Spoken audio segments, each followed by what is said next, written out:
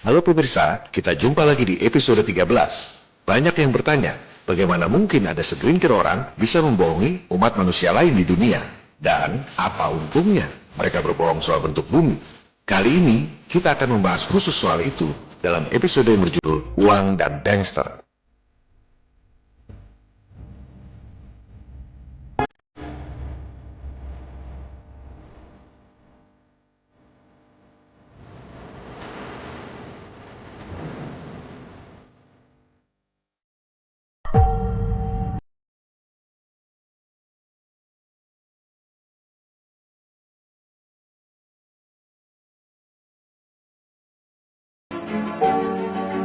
Jika Anda telah sadar, atau setidaknya mulai berpikir adanya kemungkinan tentang Flat Earth, dan Anda mulai membicarakannya dengan orang lain, jangan kaget kalau reaksi orang justru mentertawakan, bahkan menghina Anda. Mengapa kebanyakan orang tidak peduli? Karena sebagian besar orang hanya berpikir untuk cari uang guna memenuhi kebutuhan hidup. Udah deh, ngapain mikirin yang begituan? Kan udah ada ahlinya. Mending cari duit yang benar buat penuhin kebutuhan. Pandangan seperti itu tampak masuk akal, tapi bisa juga sangat fatal. Sebab paradigma seperti itulah yang membuat bangsa kita dijajah selama 350 tahun. Udah deh, ngapain mikirin Belanda? Kan udah ada yang ngurus. Yang penting punya duit buat makan besok.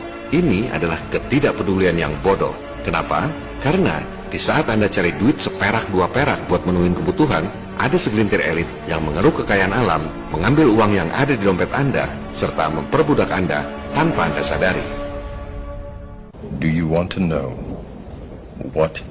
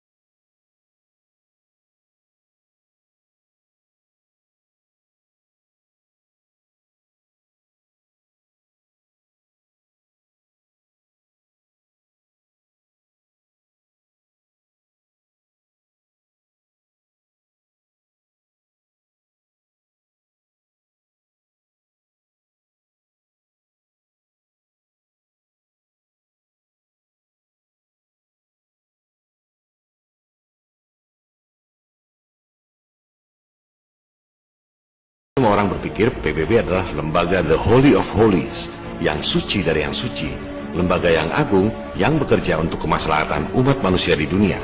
Well, mari kita lihat fakta, siapa yang mendirikan PBB dan gedung PBB yang megah di New York itu dibangun di atas tanah hibah siapa?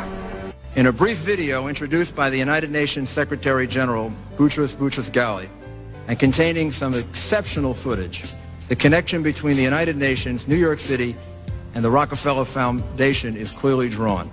The future of this country and the lives of our children and our children's children are interwoven with the success of the United Nations. In it lies the hope of the people of the world. My father considers it a privilege to have had a part in the development of its permanent home. I'm glad to hand you, Mr. Lee, my father's check. Thank you, Mr. Rockefeller.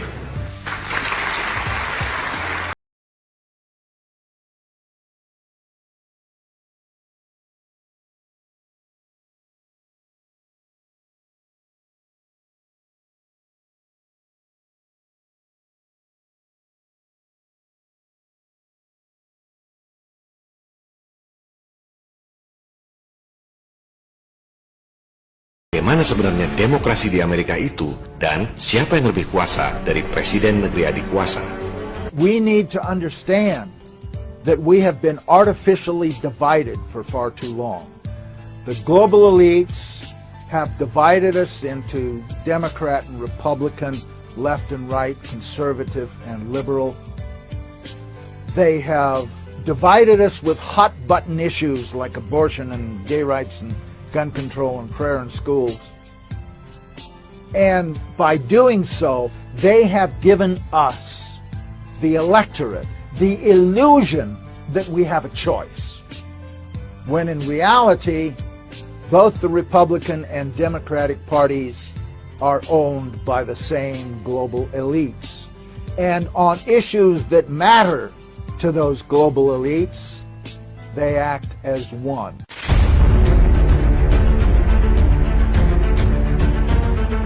We get a lot of advice from the council, so this will mean I won't have this far to go to be told what we should be doing and how we should think about the future. Politics, these elections are a charade. It is a charade. Okay. It is, they are meant to, well, I'll tell you, just listen for a minute. Learn a little something. The elections and politicians are in place in order to give Americans the illusion that they have freedom of choice. You don't really have choice in this country. Dunia tak seperti apa yang diberitakan oleh media. Hampir semua orang berpikir bahwa apa yang diberitakan oleh CNN, NBC, dan lain-lain itu adalah berita yang mutakhir dan dapat dipercaya. Pers adalah tulang punggung demokrasi, begitu jargonnya. Mari kita lihat fakta. Siapa sebenarnya pemilik media-media terbesar di dunia dan apa tujuan propaganda media itu? Sometimes it's hard to understand the concept of censorship when we have so many options for news. There are hundreds of TV stations, newspapers, and radio shows. But the truth is that almost every avenue from which we get our information in the mainstream media is controlled by only 6 corporations that have one specific interest: profit. So who are the big 6 corporations that control nearly everything you see, hear, and read? First, there's Comcast, formerly owned by GE, which controls MSNBC, NBC, and Telemundo. And there's Disney, which owns ABC, the History Channel, and and ESPN. Next, Viacom, the parent company of MTV, Paramount, and BET. And CBS with all its affiliates. And there's News Corp, which owns Fox News, the New York Post, and the Wall Street Journal. And finally, Time Warner, the parent company of CNN, Time, and People magazine, as well as Warner Brothers. So what impact does it have when an agency that's supposed to serve as a watchdog for the powerful becomes a lapdog for the powerful? Dunia tak seperti apa yang diajarkan di sekolah dan tak seperti yang diberitakan media. Hampir semua orang berpikir bahwa Amerika, Inggris, Jerman, Prancis, Jepang adalah negara-negara kaya. Mari kita lihat fakta sebenarnya tentang kondisi keuangan negara-negara maju itu. Silakan ambil data di nationaldebtclocks.org, pilih negaranya satu-satu, ambil angkanya satu-satu, masukkan ke dalam Excel, dan jadilah tabel seperti ini. Tabel seperti ini tak ada di internet. Anda harus membuatnya sendiri. Anda lihat, negara yang utangnya paling banyak di dunia adalah si adik kuasa Amerika. Disusul si macan Asia Jepang dan negara-negara maju lainnya. Prancis, Jerman, Inggris. Utang Indonesia kira-kira 1/5 utang Prancis dan Jerman. Rusia dan Malaysia utangnya relatif sedikit. Coba Anda pelajari bagaimana utang Amerika terjadi. Anda lihat, grafik utang mulai bergerak signifikan sejak pemerintahan Nixon 1969-1974. Nixon adalah presiden skandal yang terkenal dengan kasus Watergate. Dan ke-6 misi pendaratan di bulan semuanya dilakukan di era Nixon ini. Setelah Nixon, misi NASA ke bulan dihentikan. Tak ada satupun presiden mau ambil risiko kalau kebohongan-kebohongannya makin ketahuan. Tabel warna merah adalah utang era presiden dari Partai Republik seperti Reagan, Bush Senior, dan Bush Junior. Tabel warna biru adalah utang era presiden dari Partai Demokrat, Jimmy Carter, Bill Clinton, dan Obama. Semua presiden adalah bagian dari elit yang sama. Mungkin sulit membayangkan uang dalam bentuk miliar dolar, gak ketangkap nilainya berapa. Oke, kita sederhanakan. Kita konversikan dalam bentuk rupiah, dibagi jumlah penduduk masing-masing supaya lebih mudah dipahami. Jadinya seperti ini. Utang per penduduk yang paling banyak di dunia adalah Jepang. Tiap warga Jepang utangnya 940 juta rupiah per orang, disusul oleh Amerika. Utangnya hampir 800 juta rupiah per orang. Pertanyaannya, utang kepada siapa? Siapa yang lebih adik kuasa dari negara adik kuasa? Yang mengagetkan adalah Singapura. Sebenarnya jumlah utangnya lebih kecil dari Indonesia. Tapi karena penduduknya cuma satu kota, jatuhnya satu warga Singapura utang 700 juta rupiah per orang. Kapan bayarnya? Tanah airku tidak kulupakan. Indonesia utangnya 22 juta rupiah per orang. Tiap penduduk Indonesia, dari yang kaya sampai yang miskin, yang tinggal di rumah gedung sampai yang tinggal di kolong jembatan, dari bayi hingga kakek nenek, semuanya berutang rata-rata 22 juta rupiah per orang. Atau, kalau di rumah Anda ada 5 orang, kira-kira keluarga Anda berutang 100 juta rupiah per orang. Padahal Anda tak pernah merasa punya utang, dan tak pernah merasa menggunakan uang 100 juta rupiah per keluarga. Mungkin ada ekonom yang mendebat, gak bisa gitu dong, kan pendapatan rata-rata penduduk tiap negara beda. Tabel ini misleading. Oke, kita bandingkan utang dengan pendapatan rata-rata per penduduk, atau istilah ekonominya utang dibanding GDP per kapita. Anda lihat, warga Jepang utangnya 217% pendapatan per tahun, bukan per bulan. Amerika 106,3%. Singapura utangnya 78% dari pendapatan tiap orang per tahun. Indonesia utangnya 46,7% pendapatan tiap penduduk per tahun. Analoginya begini, jika Anda gajinya 10 juta rupiah per bulan, setahun 120 juta rupiah, kira-kira utang Anda 55 juta rupiah. Kalau Anda kepala keluarga yang isinya 5 orang, berarti Anda menanggung utang 275 juta rupiah per keluarga. Ini hanya sekedar analogi untuk membayangkan berat atau tidak jumlah utang tersebut bagi masing-masing penduduk sesuai dengan pendapatan masing-masing. Mungkin ada yang mengatakan, saya kan nggak pernah bayar utang negara, yang bayarkan pemerintah. Betul? Salah besar. Andalah yang bayar utang-utang tersebut lewat pajak. Coba lihat, berapa target pajak APBN 2017? 1.489 triliun rupiah. Mungkin sulit untuk membayangkan jumlah uang sebanyak itu. Oke, kita bagi lagi dengan jumlah penduduk, 260 juta orang. Satu orang yang tinggal di rumah mewah maupun gelandangan di kolong jembatan, dari bayi hingga kakek nenek, menanggung beban pajak 5,7 juta rupiah per orang tiap tahun. Anda dapat gaji, bayar pajak PPh. Beli barang, bayar PPN. Jual beli tanah Anda sendiri, kena pajak lagi, baik pembeli maupun penjual. Silakan Anda kerja, silakan Anda tak peduli soal kezaliman elit global. Silakan Anda pentingkan cari duit buat diri sendiri. Begitu dapat duit, uang Anda dipotong untuk membayar utang pada para bankir elit yang kaya raya. You can feel it when you go to work, when you pay your taxes. Inilah perbudakan gaya baru, neokolonialisme dan imperialisme. Perbudakan global, Anda jadi budak para elit tanpa Anda menyadarinya. That you are a slave, Neo. Like everyone else, you were born into bondage. Born into a prison that you cannot smell or taste or touch. A prison for your mind. Sampai kapan Anda dibebani utang terus? Tak akan ada habisnya. Sebab polanya memang gali lubang tutup lubang. Bayar sebagian kecil utang lama dengan mengambil utang baru. Anda lihat, bahkan Direktorat Jenderal Pajak pun mengatakan bahwa APBN kita gali lubang tutup lubang. Mengapa bisa demikian? Masa semua orang di dunia ini segitu bodohnya hingga bisa dibohongi begitu mudahnya?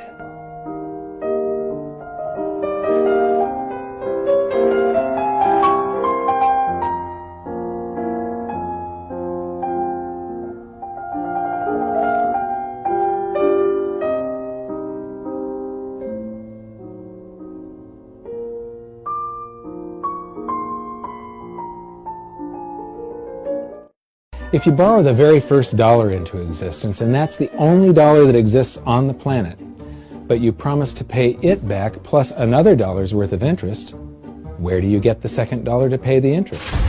Jumlah utang selalu lebih banyak dari jumlah uang yang diedarkan. Bagaimana bisa terjadi? Mari kita perhatikan tayangan pendek ini dengan seksama, menjelaskan bagaimana para bankster menciptakan sistem agar seluruh umat manusia di dunia berutang pada mereka dalam jumlah yang tak akan mampu Anda bayar. The answer is that you have to borrow that one into existence and promise to pay it back with interest as well. Sistem keuangan dunia membuat tiap negara harus gali lubang tutup lubang dengan para banksters. So now there are $2 in existence, but you owe 4, and so on and so on. Jumlah utang selalu lebih banyak dari jumlah uang yang beredar. Artinya, Anda berutang dalam jumlah yang tak akan mampu Anda bayar sampai kapanpun. The result is there's never enough currency to pay the debt. There is always more debt in the system than there is currency in existence to pay the debt. Jumlah utang Amerika 19 triliun dolar, 13 kali lebih banyak dari jumlah dolar yang diedarkan 1,4 triliun dolar. Sampai kapanpun utang tak akan bisa dibayar oleh bangsa Amerika. Jumlah utang Indonesia menurut countrymatters.info jumlahnya 430 miliar dolar, sekitar 5.700 triliun rupiah. Jumlah uang yang beredar 586 triliun rupiah. Utang Indonesia hampir 10 kali lebih banyak dari jumlah rupiah yang diedarkan. Utang yang tak akan pernah bisa Anda bayar sampai kapanpun. Therefore, the whole system is impossible. It is finite. It will come to an end one day. Jangan salahkan pemerintah, jangan salahkan ekonom. Kan banyak profesor doktor ekonom yang pintar-pintar. Sama juga dengan soal flat earth. Kan banyak profesor doktor saintis yang pintar-pintar. Masa mereka salah semua? Ini bukan soal salah atau benar. Bukan soal pintar atau bodoh. tapi soal sistem yang diterapkan oleh segelintir elit untuk menguntungkan mereka dengan merugikan umat manusia lain di dunia. Justru, jika Anda seorang akademisi, Anda harus nurut sistem yang dibuat oleh mereka. Jika Anda membangkang seperti Flat Earth, sudah pasti Anda tak dapat ijazah. Kembali pada reaksi skeptis kebanyakan orang tentang Flat Earth. Bagaimana mungkin ada segelintir orang membohongi umat lain sedunia soal satelit dan bentuk bumi? Jangankan satelit di angkasa yang tak pernah Anda lihat. Soal presiden negara dikuasa pun mereka bisa atur. Soal media pers yang Anda lihat, dengar, dan baca tiap hari pun mereka bisa atur. Jangankan satelit di angkasa yang tak pernah Anda lihat. Soal duit di kantong Anda pun mereka bisa bohongi dan Anda tidak menyadarinya. Mereka bisa mencetak uang tanpa modal alias modal dengkul. Anda kerja keras, dipajaki buat bayar utang. Sementara mereka tak usah kerja pun bisa nyetak uang tanpa modal dan menerima pembayaran cicilan utang dari Anda. Bagaimana ini semua bisa terjadi? Kita saksikan tayangan berikut asal-muasal uang yang ada di dompet Anda itu. In the long, long ago, people bartered. They traded things they had for things they wanted. I'll trade you my raspberries for that there pot pie. Pada mulanya, orang bertransaksi dengan tukar-menukar barang atau disebut barter. Transaksi ini dirasa kurang praktis karena harus bawa-bawa barang kemana-mana. Then one day, a goldsmith walked up and said, Lalu, datanglah bankir pedagang emas memberi solusi agar transaksi perdagangan menjadi lebih praktis. Now, everybody thinks gold is valuable, so why doesn't everybody trade gold for things they need? Price was set for gold, and now it was very easy to conduct commerce because people could trade gold for all the things they needed. Maka dimulailah babak baru. Emas, juga perak dan tembaga dijadikan alat tukar alias uang. Ini adalah kondisi ideal, sebab emas itu ada nilai intrinsiknya. Jadi, uang itu betul-betul ada harganya. Look at all my gold! Hey, stop them! That's my gold! Tapi, jika emasnya banyak, rawan dicuri atau dirampok orang, maka para bankir pedagang emas datang kembali memberi solusi. Say there, Pile, I've got a vault and some guards. I can keep your gold safe for you, for a small fee.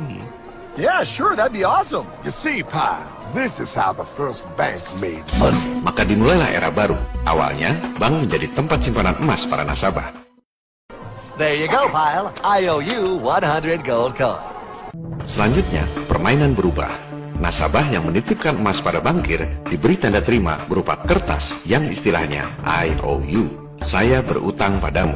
Inilah asal-muasal uang kertas. Bank menjadi sentra peredaran uang. Jadi sebenarnya IOU alias uang kertas itu adalah surat utang, bukan uang sungguhan. Dan yang namanya bank sentral itu dari dulu memang swasta. Negara tak ikut campur urusan peredaran uang. Sama seperti sekarang, pemerintah Indonesia, Presiden Republik Indonesia tak boleh ikut campur urusan peredaran uang. Inilah sistem yang diterapkan di seluruh dunia sejak dulu. Okay, great. Come back anytime and redeem your gold when you want it. It'll be right here in my vault. Now you're holding the very first paper money, Pile. Wow, this is great. It all makes sense. Oh, that's right. It was good, and everybody started using IOUs because everybody knew the IOU was as good as gold. Inilah persepsi yang dikembangkan.